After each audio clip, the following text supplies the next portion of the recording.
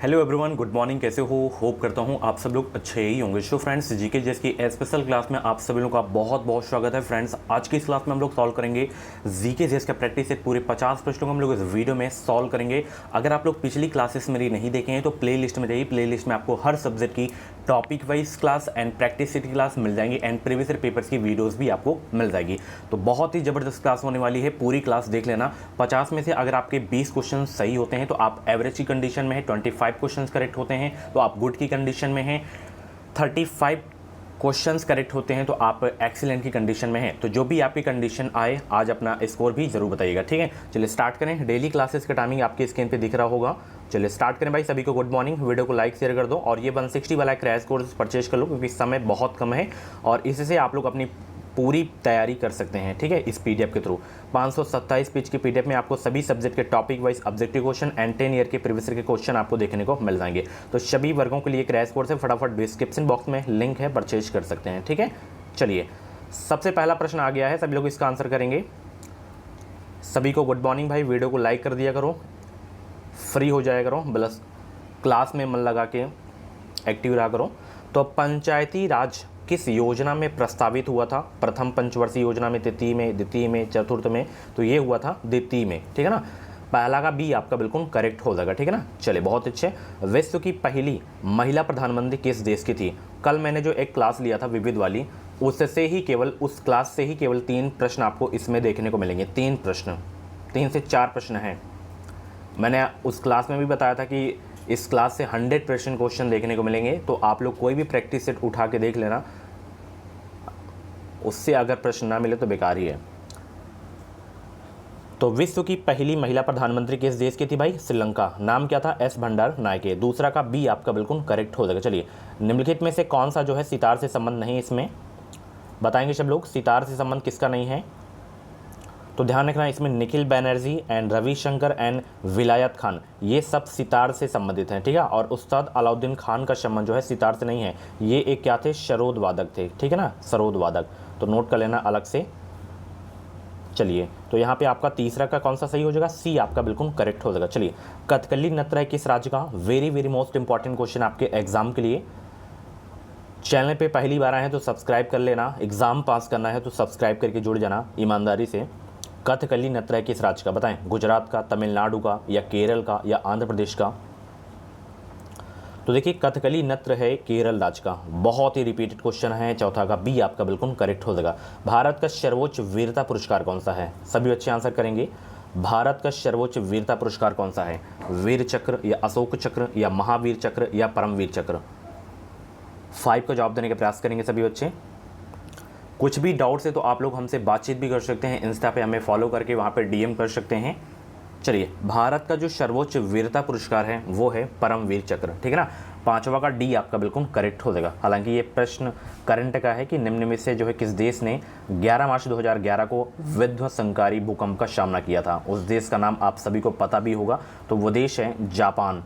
इतना पुराना प्रश्न आपसे नहीं पूछा जाएगा, ठीक है। और करंट अफेयर की मेरी मैराथन वाली क्लास देख लेना जाके, प्लेलिस्ट में आपको मिल जाएगी। मैराथन की अलग से प्लेलिस्ट है, ठीक है। चलिए ये छपने वाला प्रश्न है कि सर्वप्रथम दादा साहेब फाल्के पुरस्कार प्राप्त करने वाले थे कौन? ऑप्शन देखिए फटाफट, लाइव चैट में इसका आंसर देंगे सभी लोग।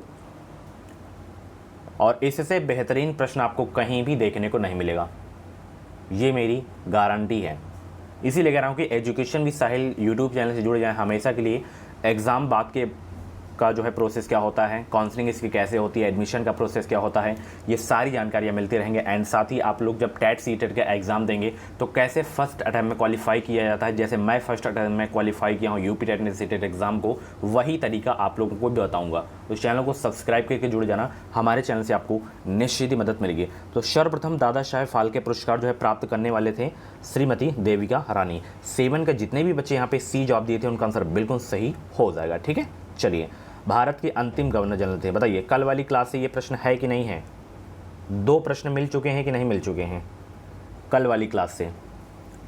इसीलिए कह रहा हूँ कि जितनी भी मेरी टॉपिक वाइज क्लास हुई हैं, एक एक क्लास देख लेना, हल्के में मत लेना मेरी क्लास को। तो भारत के अंतिम गवर्नर जनरल थे वो थे सी राजगोपालाचारी, ठीक है ना। 8वां का ए आपका बिल्कुल करेक्ट हो जाएगा। चलिए आईसीसी विश्व कप 2011 टूर्नामेंट में सर्वोच्च स्कोर करता है कौन? आईसीसी विश्व कप 2011 टूर्नामेंट में सर्वोच्च स्कोर करता कौन है भाई? तिलकरत्ने दिलशान। 9 का डी आपका बिल्कुल करेक्ट हो जाएगा। चलिए अगला प्रश्न, मूंगफली का सबसे बड़ा उत्पादक देश कौन सा है? सभी बच्चे आंसर करेंगे भाई। मूंगफली का सबसे बड़ा उत्पादक देश कौन सा है? भारत हो गया, ब्राज़ील हो गया, सूडान हो गया, चीन हो गया। तो मूंगफली का सबसे बड़ा उत्पादक देश कौन सा है? 10 का जवाब देंगे सभी बच्चे। तो नोट कर लेना, चीन है मूंगफली का सबसे बड़ा उत्पादक देश। ठीक है, चलिए कौन नाभिकीय भौतिक विज्ञान के जनक के रूप में जाना जाता है भाई? सभी बच्चे आंसर करेंगे। 11 का जवाब देने का प्रयास करेंगे। कौन नाभिकीय भौतिक विज्ञान के जनक के रूप में जाना जाता है? तो वो है भाई अर्नेस्ट रदरफोर्ड। 11 का बी आपका बिल्कुल करेक्ट हो जाएगा। विक्रम साराभाई अंतरिक्ष केंद्र यानी कि VSSC स्थित है कहाँ? विक्रम साराभाई अंतरिक्ष केंद्र बताएं कहाँ स्थित है? वेरी मोस्ट इंपॉर्टेंट क्वेश्चन है आपके एग्जाम के लिए।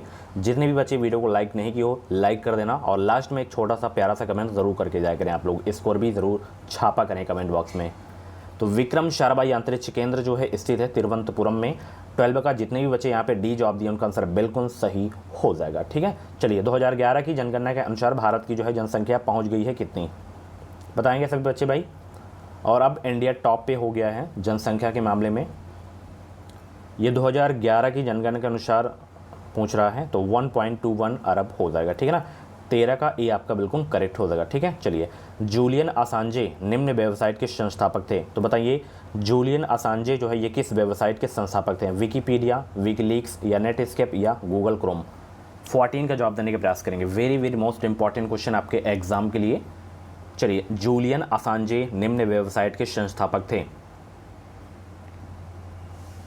तो ये जो है विकीलीक्स के जो है संस्थापक थे, विकीलीक्स वेबसाइट के संस्थापक जूलियन असांजे। 14 का सी आपका बिल्कुल करेक्ट हो जाएगा। टाइफाइड से शरीर का कौन सा भाग प्रभावित होता है? टाइफाइड से शरीर का कौन सा भाग जो है प्रभावित होता है? फेफड़ा या यकृत या आंत प्रभावित होती है या प्लीहा प्रभावित होती है? 15 का जवाब देने का प्रयास करेंगे। गुड मॉर्निंग भाई सभी को, गुड मॉर्निंग। बताएंगे सभी लोग टाइफाइड से शरीर का कौन सा भाग प्रभावित होता है? आंत प्रभावित होती है। ठीक है ना, 15 का बी आपका बिल्कुल करेक्ट हो जाएगा। प्रारंभिक शिक्षा का जो है निर्धारित आयु वर्ग क्या है? बताइए सभी लोग, प्रारंभिक शिक्षा का निर्धारित आयु वर्ग क्या है?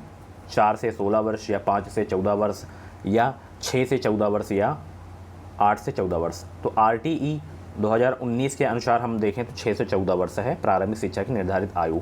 16 का सी आपका बिल्कुल करेक्ट हो जाएगा। चलिए योजना आयोग के प्रथम उपाध्यक्ष कौन थे भाई? वेरी मोस्ट इंपॉर्टेंट क्वेश्चन आपके एग्जाम के लिए। योजना आयोग के प्रथम अध्यक्ष कौन थे? वित्त आयोग के तो KC नियोगी थे, और पंडित जवाहरलाल नेहरू ये जो है योजना आयोग के प्रथम अध्यक्ष थे। ठीक है ना, 17 का ए आपका बिल्कुल करेक्ट हो जाएगा। इसी के जगह पे क्या हो गया? नीति आयोग हो गया। ठीक है ना, 1 जनवरी 2015 को नीति आयोग की स्थापना हुई थी। चलिए कादम्बरी पुस्तक के जो है लेखक कौन है भाई? आप लोगों से प्रश्न है नीति आयोग के इस समय CEO कौन है? कमेंट बॉक्स में सभी लोग छापेंगे नीति आयोग के CEO कौन है। अब बताइए ये प्रश्न कल की क्लास से है कि नहीं है? तीसरा प्रश्न मिल गया कल वाली क्लास से। कादम्बरी पुस्तक के लेखक कौन है? अगर इसी तरह पेपर में मिल जाए तो मज़ा आ जाएगा ना आप लोगों को। तो इसीलिए कह रहा हूँ कि जुड़े रहें, अंतिम तक जुड़े रहें। 100% क्वेश्चंस मैं छपवाऊँगा पेपर में। तो कादम्बरी पुस्तक के जो लेखक हैं बाण भट्ट हैं। ठीक है, चलिए बहुत अच्छे। शेर-ए-पंजाब के नाम से कौन विख्यात हैं भाई? बताएंगे सब लोग। शेर-ए-पंजाब के नाम से कौन विख्यात हैं? और जो कल विविध वाली क्लास हुई थी ना उसकी मैं PDF भी सेंड कर दिया था। ठीक है, टेलीग्राम पे। टेलीग्राम से ज़रूर ज्वाइन रहें, वहाँ पे छोटी छोटी अपडेट आपको मिलती रहती हैं। एंड जो भी क्लासेस की जो है PDF रहती हैं वहाँ पे आपको फ्री में मिलती रहेंगी। होप करता हूँ आप लोग नोट्स भी बना लिए होंगे और रिवीजन करना स्टार्ट कर दिए होंगे। तो उसको बिल्कुल घोल के पी जाइएगा आप लोग। तो शेर-ए-पंजाब के नाम से विख्यात हैं लाला लाजपत राय। 19 का ए आपका बिल्कुल करेक्ट हो जाएगा। चलिए वह उपभोक्ता वस्तु जिसके आयात के लिए सरकार महत्तम राशि खर्च करती है वह क्या है? खाद्य पदार्थ है या पेट्रोलियम पदार्थ है या खनिज पदार्थ है या रासायनिक पदार्थ है? बताएंगे सब लोग। वह उपभोक्ता वस्तु जिसके आयात के लिए सरकार महत्तम राशि खर्च करती है तो वो है पेट्रोलियम पदार्थ है। 20 के जितने भी बच्चे यहाँ पे बी जवाब दिए उनका आंसर बिल्कुल सही हो जाएगा। भारत में मुगल साम्राज्य के संस्थापक कौन थे? Very very most important question आपके एग्जाम के लिए, हिस्ट्री का बहुत ही ज़बरदस्त प्रश्न है ये, सभी बच्चे आंसर करें भाई। भारत में मुगल साम्राज्य के संस्थापक कौन थे? 21 का जवाब दें सभी बच्चे, बहुत अच्छे भाई। तो भारत में मुगल साम्राज्य के जो संस्थापक थे डियर, वो थे बाबर। कौन थे? बाबर थे। 21 का ये आपका बिल्कुल करेक्ट हो जाएगा। चलिए, डेविस कप का संबंध किस खेल से है बताएं सभी लोग? डेविस कप का संबंध किस खेल से है? सीधे एग्जाम में छपने वाला प्रश्न है। स्पोर्ट वाली क्लास अगर आप लोग मेरी नहीं देखे हैं तो एक बार प्लेलिस्ट जरूर से जरूर आप लोग चेक कर लेना, उसमें बहुत सारी क्लासेस आपको मिल जाएंगी। ऐसा ना हो कि एग्जाम के बाद हमारी प्लेलिस्ट में, हमारी क्लासेस में आपकी नज़र पड़े कि सर ये भी टॉपिक पढ़ाए थे, काश हम पढ़े होते हैं तो हमारा भी स्कोर अच्छा आ जाता। तो डेविस कप का संबंध किससे है? फुटबॉल से नहीं है डियर, लॉन टेनिस से है। किससे है? लॉन टेनिस से है। 22 का सी आपका बिल्कुल करेक्ट हो जाएगा, ठीक है ना। चलिए, संसद के संयुक्त सत्र का संचालन कौन करता है? Very very most important question आपके एग्जाम के लिए। संसद के संयुक्त सत्र का संचालन कौन करता है भाई? राष्ट्रपति, राज्यसभा अध्यक्ष या प्रधानमंत्री या लोकसभा अध्यक्ष? 23 का जवाब देने का प्रयास करेंगे। तो संसद के संयुक्त सत्र का जो है संचालन कौन करता है भाई? लोकसभा अध्यक्ष करता है, ठीक है। 23 का डी आपका बिल्कुल करेक्ट हो जाएगा। चलिए, खजुराहो में पाए गए ऐतिहासिक स्मारक किस काल के हैं? Very very most important question है आपके एग्जाम के लिए। आज का लेवल आपको कैसा लगा? आज का लेवल बताइएगा जरूर, और बिल्कुल एग्जाम के लेवल के क्वेश्चन है इसमें। तो खजुराहो में पाए गए ऐतिहासिक स्मारक किस काल के हैं? बस जो क्लासेस में थोड़ी कमी हो जाती, करंट अफेयर के क्वेश्चन में नहीं ला पाता हूँ बस। तो करंट अफेयर आप लोग मेरी क्लास देख लेना, करंट अफेयर के लिए बहुत है, उसके लिए मैराथन वाली क्लास देख लेना जो 45 से 40 मिनट की क्लास है, उसी को बार बार देखिए। नोट्स बनाए होंगे तो नोट्स से पढ़िए, वीडियो देखने की ज़रूरत नहीं है बार बार। तो चंदेल शासक या काल बोल सकते हैं, ठीक है। बिल्कुल ए वाला आपका बिल्कुल करेक्ट हो जाएगा। चलिए, भारत के ध्वज की जो है लंबाई और चौड़ाई का अनुपातिक माप कितना है? रेशियो बताएं कितना है? सभी लोग 25 को जवाब देने का प्रयास करेंगे। बहुत अच्छे भाई, वेरी गुड। तो भारत के ध्वज की लंबाई और चौड़ाई का जो अनुपातिक माप है वो है 3:2। 25 का जितने भी बच्चे यहाँ पे बी जवाब दिए उनका आंसर बिल्कुल सही हो जाएगा। चौड़ाई और लंबाई पूछे तो इसका उल्टा हो जाएगा, ठीक है। चलिए, पानीपत की तीसरी लड़ाई किस वर्ष में हुई थी? Very very most important question आपके एग्जाम के लिए। तो पानीपत की जो तीसरी लड़ाई हुई थी वो हुई थी 1761 में, अहमद शाह अब्दाली और मराठों के बीच में हुई थी। और 1526 में पानीपत की प्रथम लड़ाई हुई थी बाबर और इब्राहिम लोदी के बीच में। और 1556 में अकबर और हेमू के बीच में पानीपत की द्वितीय लड़ाई हुई थी। तो ये तीनों याद रखिएगा। बक्सर का युद्ध कब हुआ? कमेंट बॉक्स में छापें बक्सर का युद्ध। चलिए, 1764 में। और प्लासी का युद्ध 1757 में।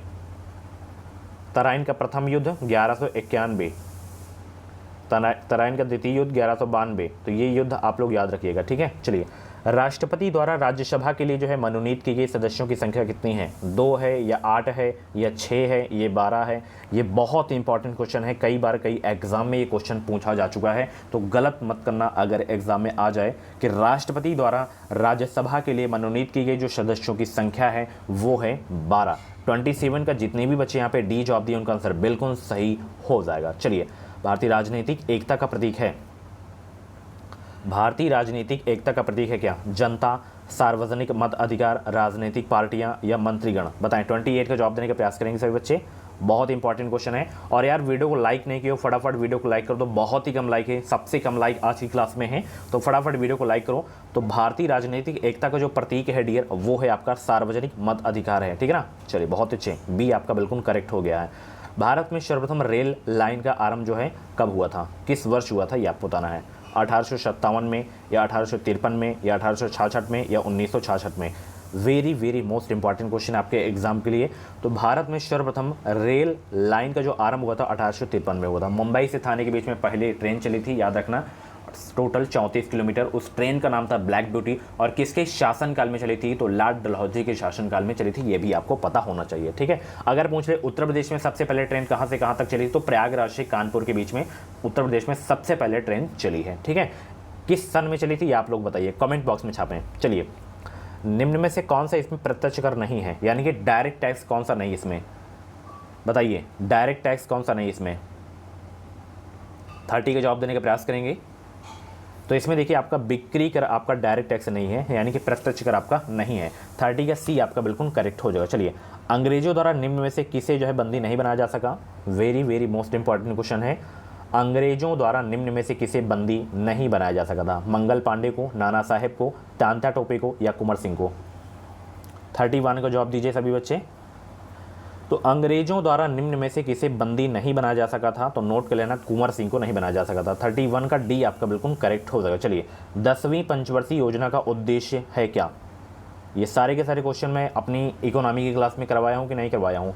बहुत सारे क्वेश्चंस आपको मेरी क्लास से देखने को मिलते होंगे। अगर आप लोग मेरी डेली क्लास देखते होंगे पिछले 3 से 4 महीनों से, अगर आप लोग मुझे फॉलो करते रहे होंगे, नोट्स बनाए होंगे, तो निश्चित ही आप लोग प्रैक्टिस सेट में अच्छा परफॉर्मेंस कर रहे होंगे। ठीक है, आप लोग बताइएगा 10वीं पंचवर्षीय योजना का जो उद्देश्य है, तो वो उद्देश्य इसका है मानवीय संसाधनों का विकास करना। ठीक है, अब आप लोगों से प्रश्न है 10वीं पंचवर्षीय योजना का जो है काल क्या था, काल अवधि क्या थी, किस सन से किस सन तक था? चलिए, ऑस्कर पुरस्कार प्राप्त करने वाले प्रथम व्यक्ति हैं कौन? ये भी कई बार एग्जाम में पूछा गया है प्रश्न। बताइए सब लोग भाई, ऑस्कर पुरस्कार प्राप्त करने वाले प्रथम व्यक्ति हैं कौन?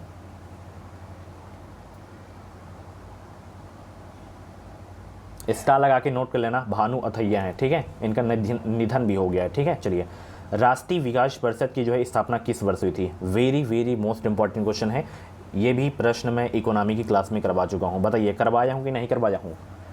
तो राष्ट्रीय विकास परिषद की स्थापना हुई थी 1952 में। ठीक है, एनडीसी की। चलिए, मृत शरीर पानी में क्यों तैरता है? सभी बच्चे आंसर करेंगे भाई, मृत शरीर पानी में क्यों तैरता है?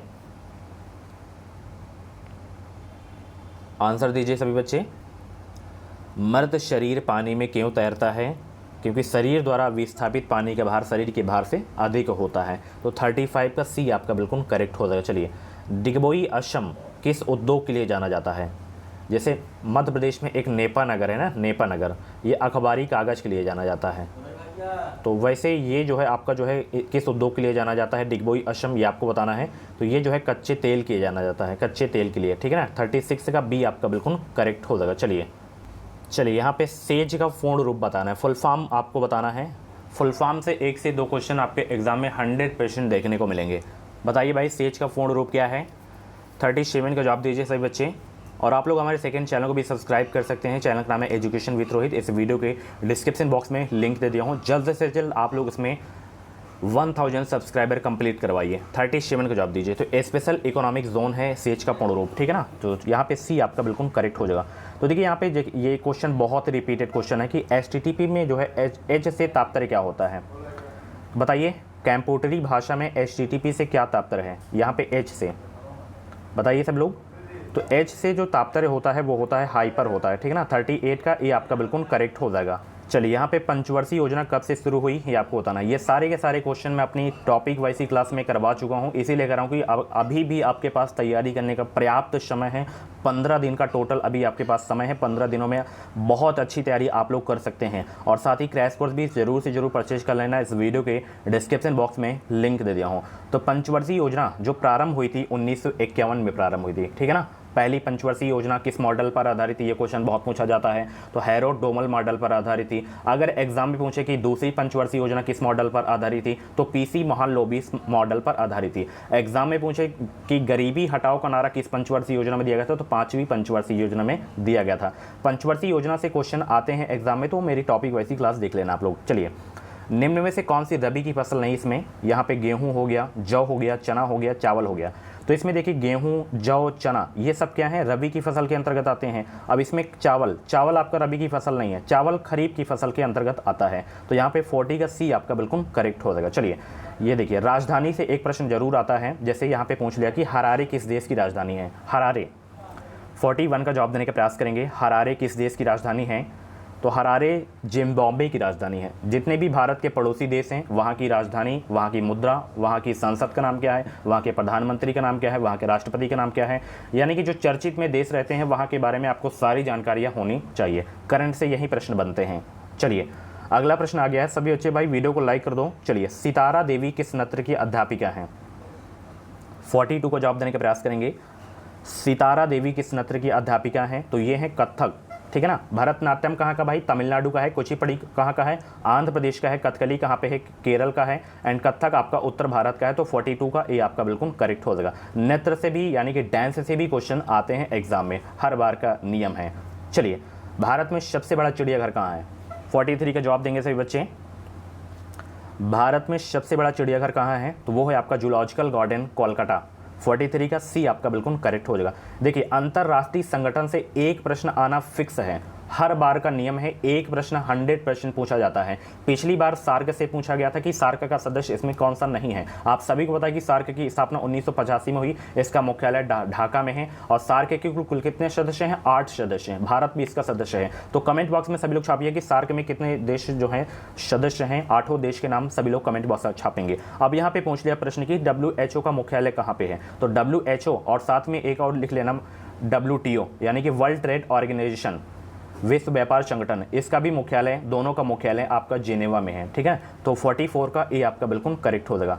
चलिए, अगला प्रश्न आ गया है, बताइए कल की प्रश्न से ये प्रश्न है कि नहीं है? कल की क्लास से 4 प्रश्न मिल चुके हैं, मात्र कल की ही क्लास से, एक छोटी सी ही क्लास से, 20 मिनट की क्लास से। तो दक्षिणी ध्रुव पर पहुंचने वाले जो व्यक्ति हैं वो कौन है भाई? अमर्त्य सेन है। ठीक है ना।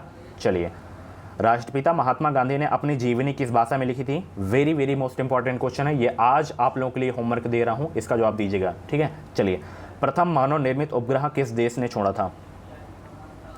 रूस, USA, जापान, चीन। तो प्रथम मानव निर्मित उपग्रह किस देश ने छोड़ा था? रूस ने छोड़ा था। 47 का ये आपका बिल्कुल करेक्ट हो जाएगा। चलिए, बहुत अच्छे भाई। हिरोशिमा पर पहला परमाणु बम कब गिरा गया था? ये क्वेश्चन पूछा जा सकता है, क्योंकि अभी हाल ही में प्रधानमंत्री नरेंद्र मोदी यहाँ पे गए थे। हिरोशिमा पहला परमाणु बम कब गिराया गया था भाई? 6 अगस्त को। इसीलिए 6 अगस्त को प्रत्येक वर्ष हिरोशिमा दिवस भी मनाया जाता है।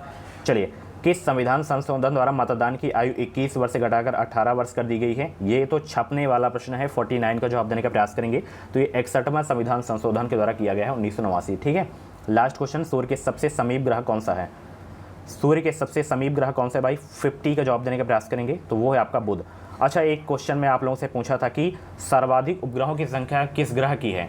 तो देखिए, पहले शनि के थे, फिर हो गए हैं बृहस्पति के, अब क्या हो गए? फिर शनि के हो गए हैं। ठीक है ना, शनि के फिर हो गए हैं, टोटल 145 हो गए हैं। तो इसीलिए कह रहा हूँ कि करंट वगैरह देख लिया करो, थोड़ा बहुत जानकारी होती हैं। तो यही थी आज की क्लास। कैसी लगी क्लास कमेंट बॉक्स में अपना फीडबैक जरूर देना, और 50 में से जितने भी प्रश्न आपके सही हुए हों कमेंट बॉक्स में नाम स्कोर अपना जरूर बताइएगा। चलिए, मिलते हैं अगली क्लास में। Thank you so much. Channel को सब्सक्राइब नहीं किया, सब्सक्राइब करके बेल आइकन को ऑल पे प्रेस करके जुड़ जाओ। Thank you so much. Bye bye, take care. Revision करते रहें, मस्त रहें, खुश रहें।